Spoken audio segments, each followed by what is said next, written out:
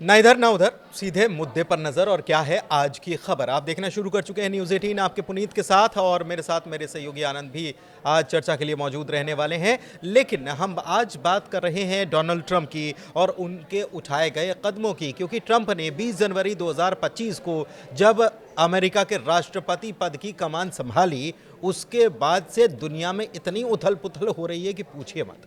Trump की तरफ से जो बयान आ रहे हैं, कभी वो कुछ कहते हैं, कभी वो कुछ कहते हैं, और किसी के समझ में नहीं आ रहा है कि ट्रंप आखिर चाहते क्या हैं, ट्रंप आखिर करना क्या चाह रहे हैं। लेकिन कुल मिलाकर अगर निचोड़ निकाला जाए तो ट्रंप ये बताना चाहते हैं कि अमेरिका इस दुनिया का मुखिया है और अमेरिका जो चाहेगा वो करेगा और सबको उसके सामने झुकना पड़ेगा।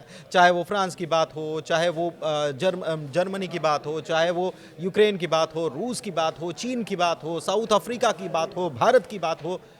इसके अलावा भी और देश हैं जो अमेरिका की तरफ से हाल में जो कदम उठाए गए हैं उसकी वजह से बड़े चिंतित हैं, परेशान हैं और समझ नहीं पा रहे हैं कि ट्रंप करना क्या चाहते हैं। तो ट्रंप की आज हम बात करने वाले हैं, क्योंकि जब से ट्रंप आए हैं पूरी दुनिया में मची है खलबली।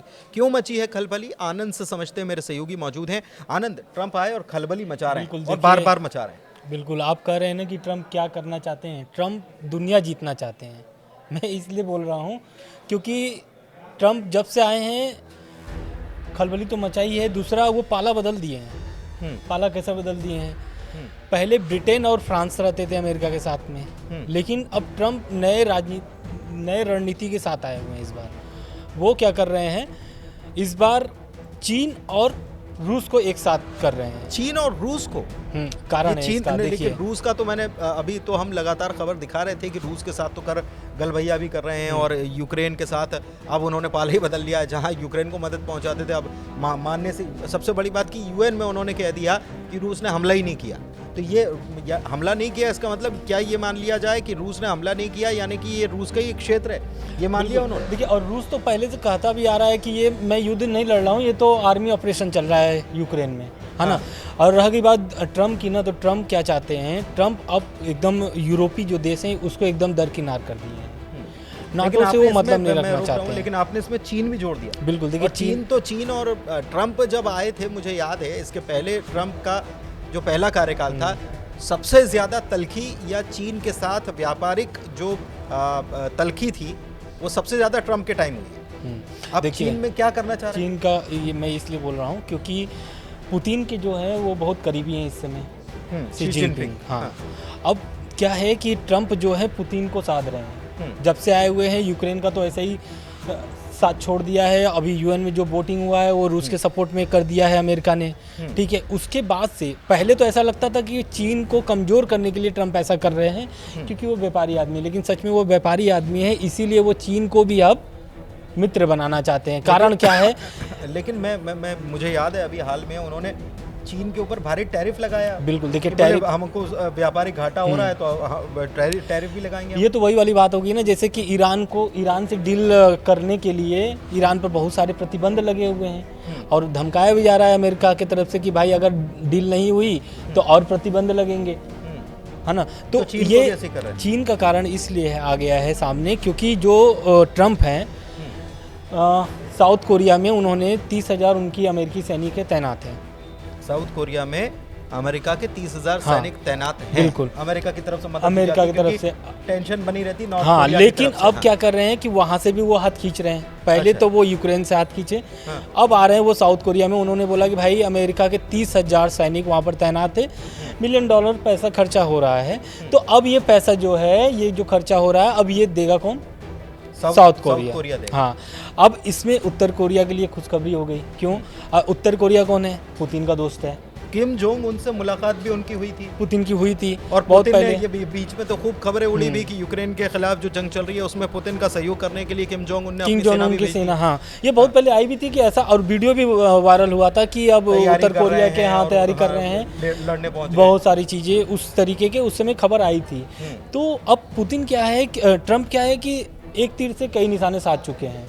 यूक्रेन का साथ छोड़ करके वो एक नई ताकत तैयार कर रहे हैं, नई शक्तियां तैयार कर रहे हैं, नए शक्तियों के साथ कर रहे हैं, क्योंकि रूस और चीन अपने आप में एक शक्तिशाली देश है और वीटो पावर उनके पास है वो। हाँ, ये बड़ी बात बोली है एक तरफ नाटो, दूसरी तरफ वीटो, वीटो पावर उनके पास है और वीटो पावर अमेरिका के पास भी है।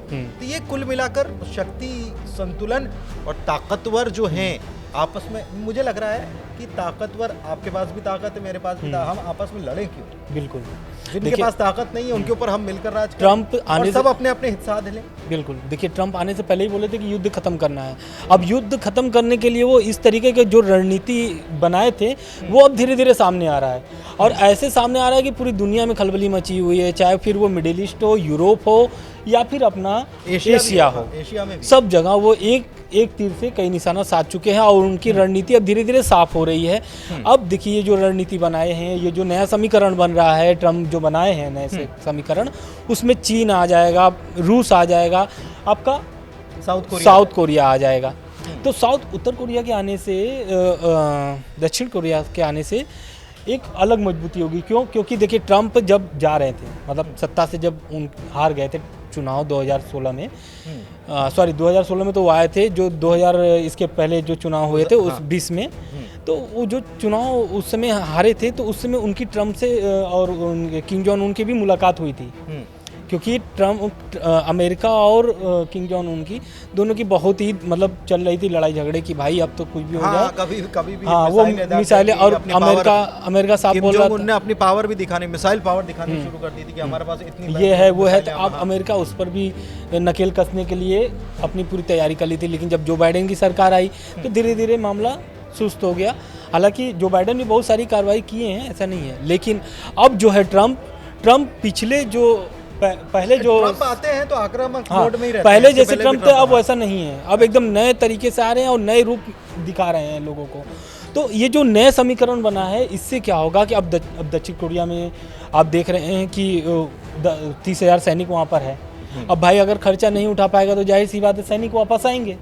हालांकि ऐसी कोई खबरें नहीं कि वापस आएंगे, उन्होंने साफ बोल दिया कि भाई खर्चा उठाइए। नहीं, लेकिन इससे तो साफ होता है, तो खुशी हो जाएंगे, किम जोंग उन तो खुश हैं, प्रेशर तो बन ही गया ना, एक प्रेशर तो इससे बन ही जाता है कि भाई पड़ोसी मुल्क जो है, नॉर्थ कोरिया साउथ कोरिया में कितना कॉन्फ्लिक्ट है, कितना ज्यादा टेंशन है, ये हम देखते ही। और अगर वो टेंशन अगर और बढ़ जाता, ये खबर आती है तो जाहिर सी बात है कि एक टेंशन और किम जोंग उन दबाव बनाने का खेल भी खेलेंगे, ये बात तो सही है। बिल्कुल।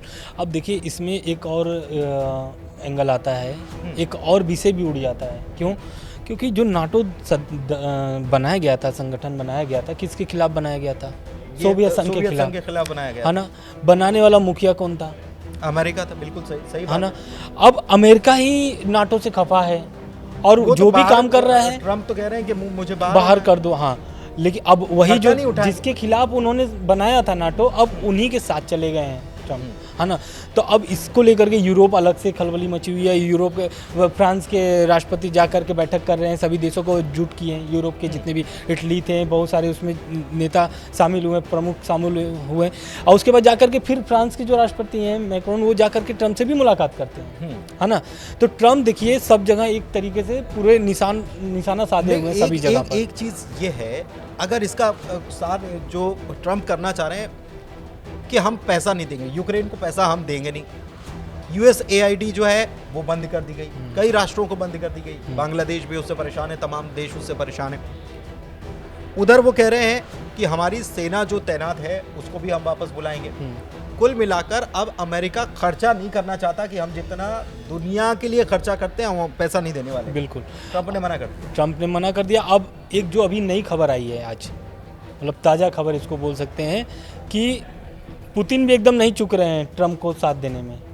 अभी पुतिन ने एक ऑफर दे दिया है अमेरिका को कि भाई बिजनेस ऑफर है वो यूक्रेन के लिए, अमेरिका के लिए। अमेरिका को उन्होंने ऑफर दिया है कि जो यूक्रेन की कब्जे वाली जमीन है उसमें जो भी खनिज है, मतलब आधा आधा कर लेंगे, आधा कर लेंगे, मतलब आ जाइए मिल बांट के खाते हैं। हाँ, मिल बांट के खाते हैं। यूक्रेन का कहीं नामो निशान नहीं, मिल बांट के खाएंगे। यूक्रेन एकदम परेशान है इस मामले को लेकर के। जब से ये ऑफर आया उसके बाद से यूक्रेन के राष्ट्रपति व्लादिमीर पुतिन, अब जेलेंस्की का तो बयान नहीं आया है, लेकिन आने वाले समय में इस पर बहुत ज्यादा ही विवाद होने तो कह रहे थे ना, अमेरिका को उन्होंने ऑफर कर दिया था कि आप आ जाओ, जमीन जो है बेशकीमती खजाने वाली या खनिज वाली जमीन, जो बेशकीमती खनिज जो है, आप आइए यहाँ पर काम करिए, और हमारे लोगों को रोजगार दीजिए, लेकिन उसके लिए भी तैयार नहीं है, क्योंकि कुछ और डील भी शायद उनका साफ कहना है कि भाई आप पहले ये युद्ध रोको और यूक्रेन को नाटो में नहीं शामिल होना है। ये साफ दर्शाता है कि रूस की जीत हो गई है। क्यों? क्योंकि रूस तो बिना लड़े ही जीत जाएगा फिर तो।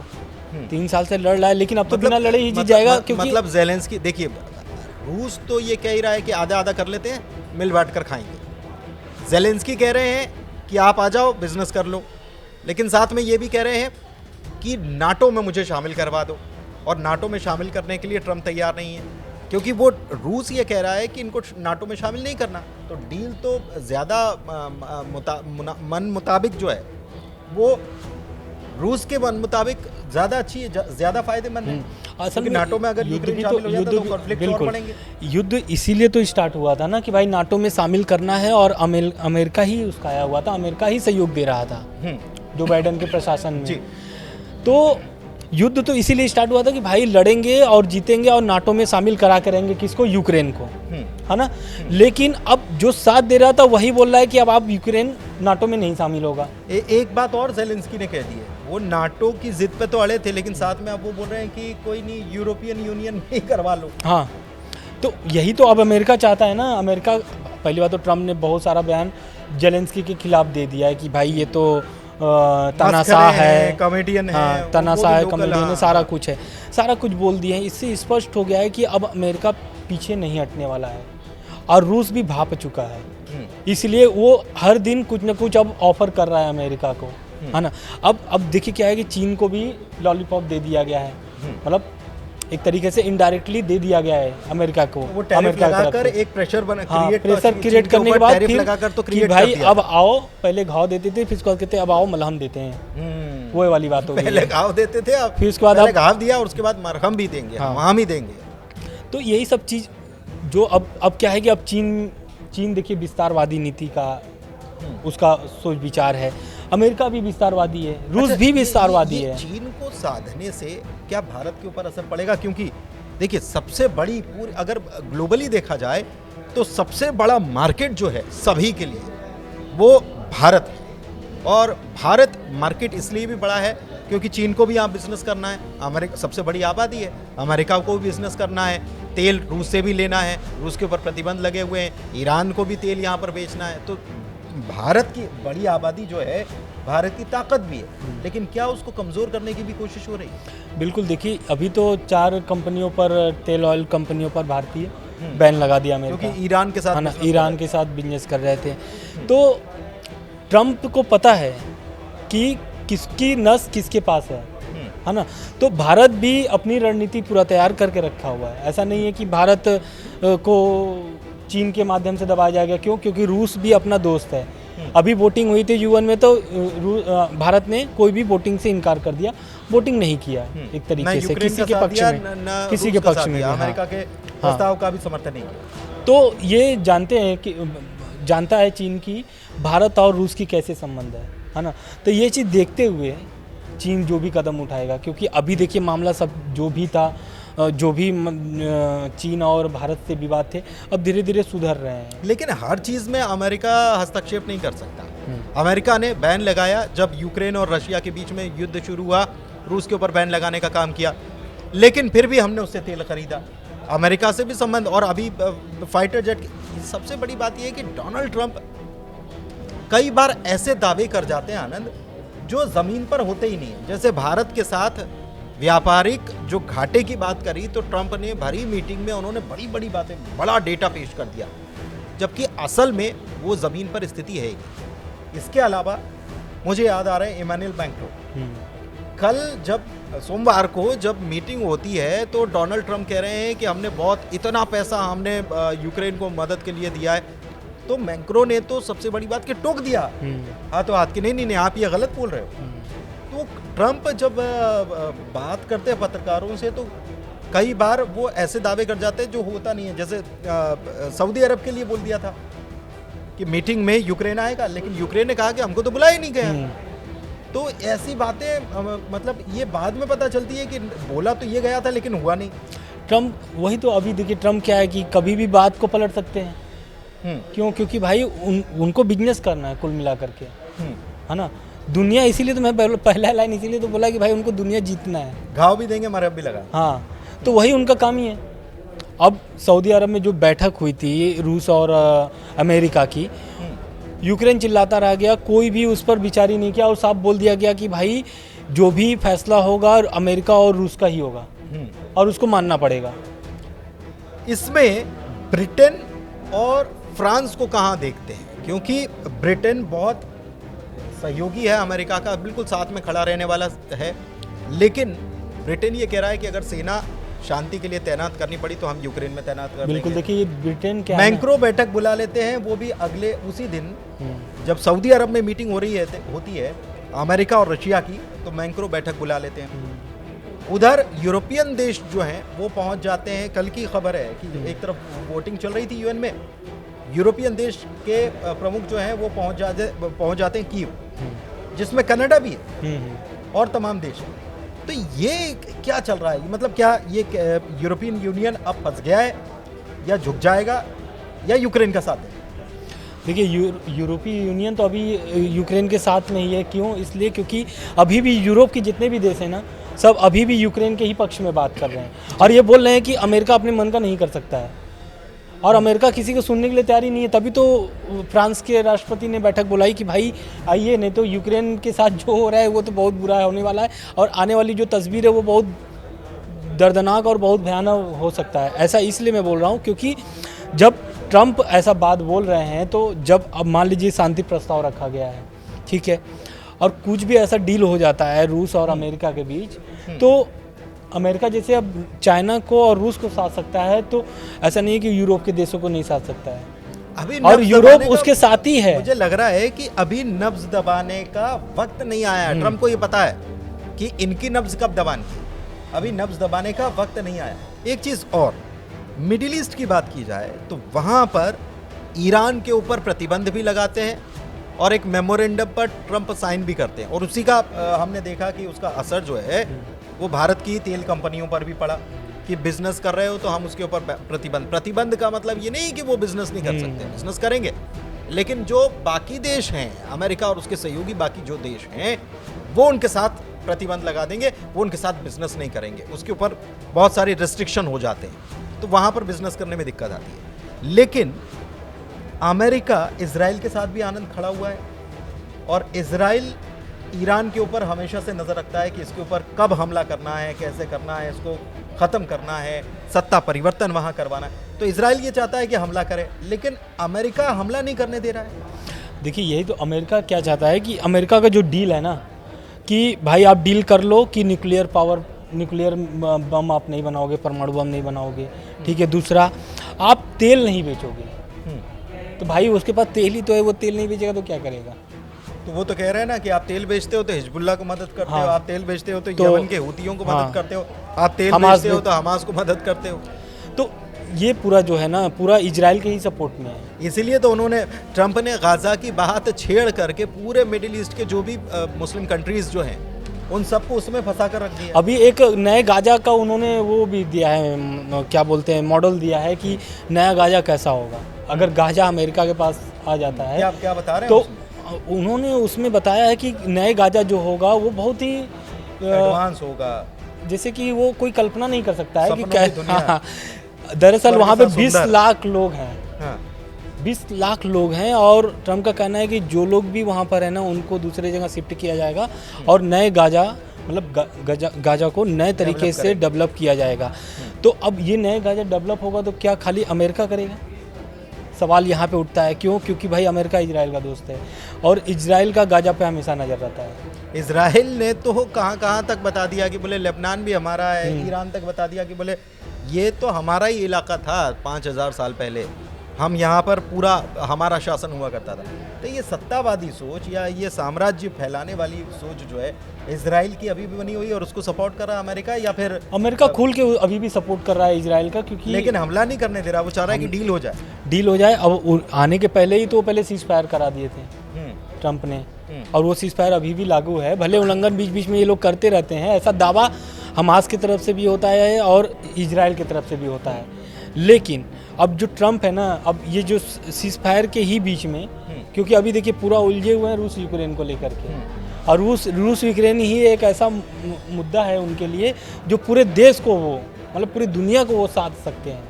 नहीं, और एक चीज़ और है, दिलचस्प बात यह है कि मुझे ये ट्रम्प का वो बयान याद आ रहा है जब उन्होंने कहा था कि हमास सारे बंधकों को अभी छोड़ दे, और अभी नहीं छोड़ता है, आज की तारीख में 12 बजे तक की उन्होंने डेडलाइन दी थी कि नहीं छोड़ता है तो फिर हमला कर देना चाहिए।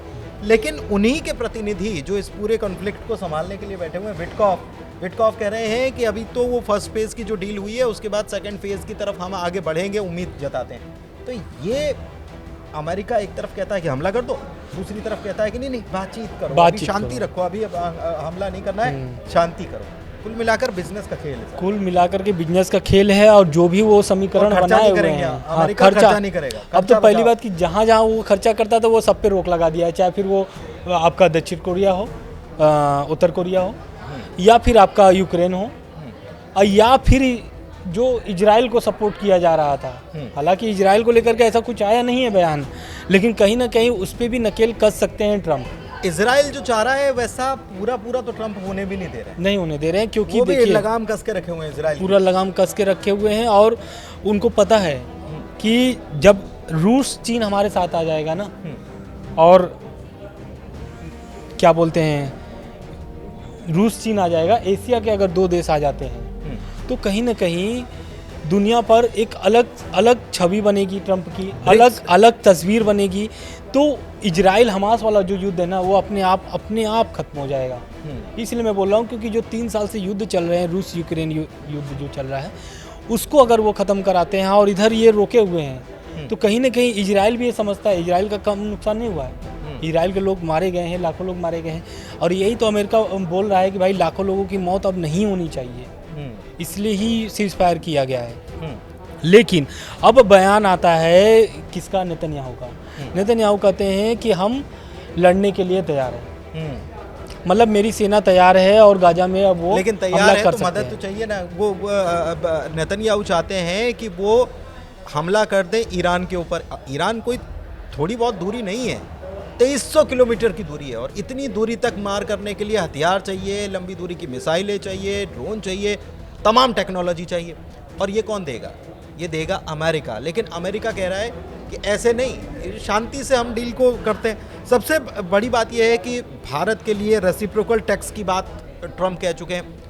साउथ अफ्रीका में G20 की इस बार साउथ अफ्रीका अध्यक्षता कर रहा है, उसमें भी ट्रम्प जो है उनकी टेढ़ी नज़र है कि भाई वहाँ पर तो एंटी अमेरिकनिज्म चल रहा है। हाँ, वहाँ पर वो शामिल नहीं हुए। वहाँ के विदेश मंत्री साउथ अफ्रीका में जो भी बैठक हो रही थी, उस बैठक में अमेरिका नहीं शामिल हुआ है। अमेरिका का कहना है कि हमारे जो विदेश मंत्री वो नहीं शामिल होंगे क्योंकि वहाँ पे एंटी अमेरिका चल रहा है, जबकि भारत के मंत्री शामिल हुए हैं वहाँ पर। हाँ, तमाम लोग लेकिन शामिल हुए हैं। अमेरिका क्या है, मैं वही तो बोल रहा हूँ कि वो पूरी दुनिया पे नज़र बना करके वो पूरा लग रहा है कि ट्रम्प जो है ना वो पूरा तस्वीर तैयार करके आ चुके हैं। नए जो तस्वीर है, दुनिया की जो नई तस्वीर है वो तैयार करके आ चुके हैं। अच्छा, चलते चलते देखिए बहुत लंबा वीडियो हो रहा है, लेकिन चलते चलते एक शॉट में बिल्कुल शॉर्ट में मैं जानना चाह रहा हूँ कि इसमें टेस्ला या एलन मस्क जो हैं वो कितना रोल निभा रहे हैं पूरी दुनिया में जो चल रहा है। एलन मस्क का इसमें ऐसा लगता है कि उनका बहुत अहम रोल है। बिल्कुल पूरा अहम रोल है। वो तो अमेरिका जो ट्रम्प प्रशासन है पूरी सहयोग करते हैं, सहयोग कर रहे हैं, पूरा सलाहकार हैं। तो एलन मस्क के ही तो दम पर ट्रम्प की जो अभी हुई है जीत हुई है। हाँ। तो कहीं ना कहीं कथित रूप से तो भाई उनका ही सहयोग है, फुल सपोर्ट है ना, तभी तो वो ट्रम्प और जो भी वो तैयार करके लेके आए हैं नई तस्वीर, उसमें कहीं ना कहीं उनका भी रोल होगा। ऐसा मैं दावा नहीं कर रहा हूँ, लेकिन हो सकता है कि क्योंकि वो सलाहकार हैं, तो सलाहकार का काम ही क्या होता है? बिल्कुल सही बात है, सलाह देना। अब सलाह देना, और सलाहकार अगर बिजनेसमैन हो और जो सलाह लेने वाला है वो भी बिजनेसमैन हो तो बात कुछ और भी हो जाती है। स्पेस एक्स से लेकर टेस्ला और तमाम चीज़ें जो हैं, स्टारलिंक, ये सारी चीज़ें जो हैं ये आपस में लिंक हो जाती हैं। तो देखिए वीडियो कैसा लगा आप ज़रूर बताइएगा, हमारा विश्लेषण आपको कैसा लगा आप ज़रूर बताइएगा कमेंट में। आपके कमेंट के लिए हम आमंत्रण आपको दे रहे हैं कि आप कमेंट कीजिए और साथ में हमारे चैनल को लाइक कीजिए, सब्सक्राइब कीजिए। आज के वीडियो में इतना ही, धन्यवाद।